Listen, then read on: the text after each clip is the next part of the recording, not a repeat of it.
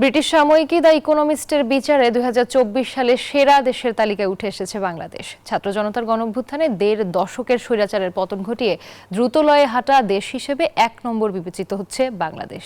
গত ১২ মাসকে বিবেচনায় নিয়ে ডক্টর মোহাম্মদ ইউনূসের নেতৃত্বে নতুন যাত্রাকে এমনই মূল্যায়ন দ্য ইকোনমিস্টের।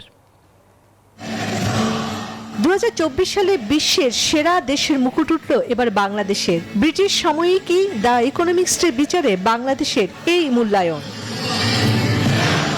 ইকোনমিস্ট বলছে, শীর্ষ ধনী, সবচেয়ে সুখী বা নৈতিকভাবে শ্রেষ্ঠ এমন কোনো বিবেচনায় নয়, বরং গেল ১ বছরে সবচেয়ে বেশি উন্নতি যে দেশের সেটিকেই বর্ষসেরা বিবেচনা করে দ্য ইকোনমিস্ট। সেরা দেশ বাছাইয়ে নিজেদের মধ্যে দফায় দফায় বিতর্কে লিপ্ত হন ইকোনমিস্টের সাংবাদিকরা। তাদের বিচারে ছাত্র জনতার গণঅভ্যুত্থানে একটি জাতির ঘাড়ে চেপে থাকা ১.৫ দশকের স্বৈরাচারের পতন বিশ্বে এক অনন্য ঘটনা।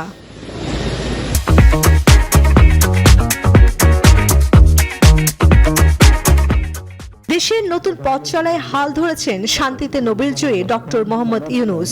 এটিকে অনন্য বলছে দ্য ইকোনমিস্ট। তাদের মতে, বাংলাদেশের নতুন পথ চলায় চ্যালেঞ্জ আছে, সেই চ্যালেঞ্জ মোকাবেলায় অভিপ্রায়ও আছে।